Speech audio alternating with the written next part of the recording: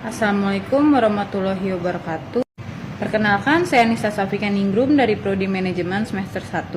Di sini saya ingin menjelaskan mengenai materi tanggung jawab sosial perusahaan.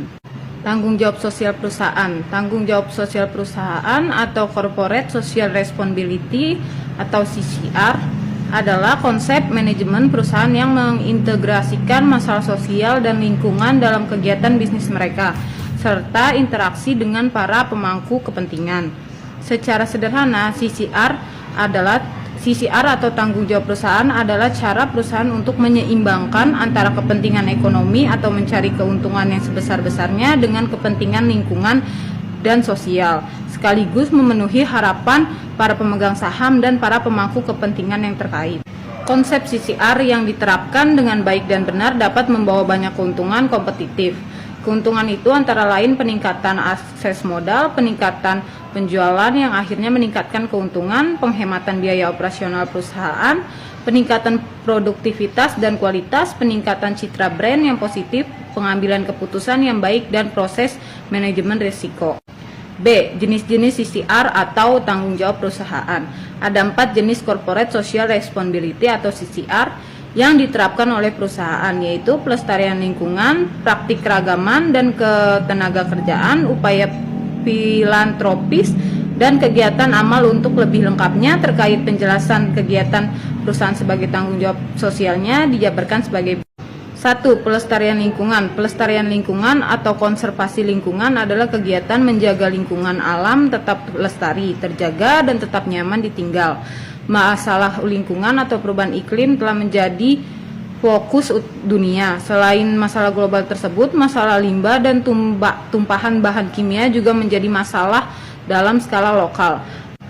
Perusahaan yang menyesuaikan diri dalam upaya membantu meminimalkan dampak lingkungan ini turut serta dalam langkah-langkah yang dapat mengurangi kerusakan lingkungan.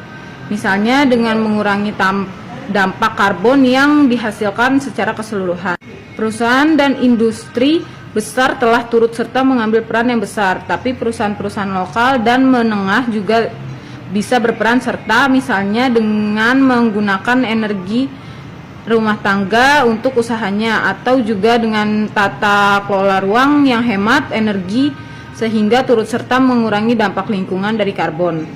Dapat juga dalam upaya penghijauan reboisasi lingkungan yang terkena dampak usahanya, misalnya dengan melibatkan masyarakat dan penanaman kembali lingkungan tandus dan bersih. 2. Praktik keragaman dan praktik ketenagakerjaan dalam perusahaan.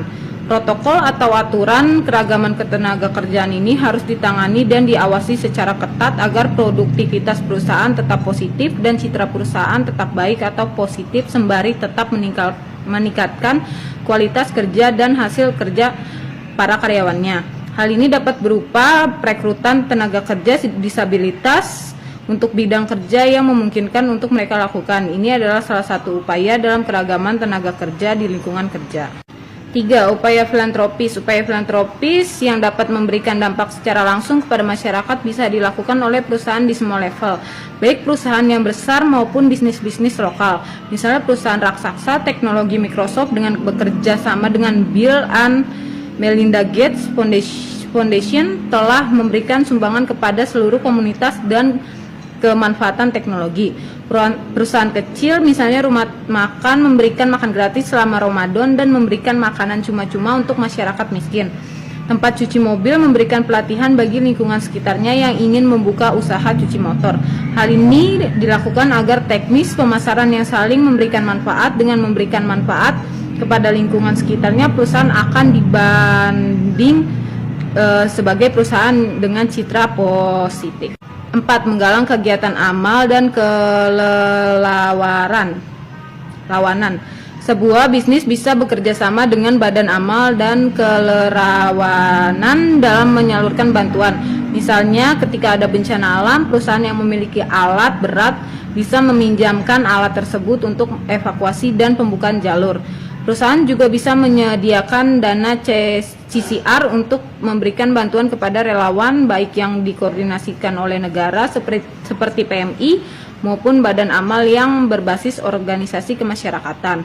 Dengan kegiatan amal ini, perusahaan dan pelaku bisnis turut serta membantu meringankan beban masyarakat, sekaligus ambil bagian dalam menyelesaikan masalah dengan menyisihkan sebagian keuntungan perusahaan.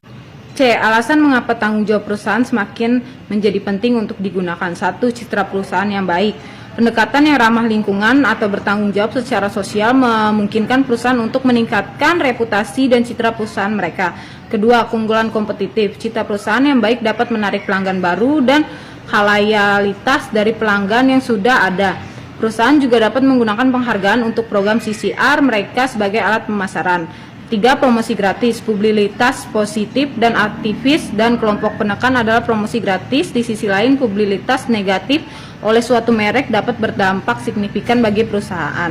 Misalnya menyebabkan permintaan produknya turun. 4. Membangun niat baik. Citra perusahaan yang baik menjadi aset tidak berwujud yang mengalirkan manfaat ekonomi bagi perusahaan.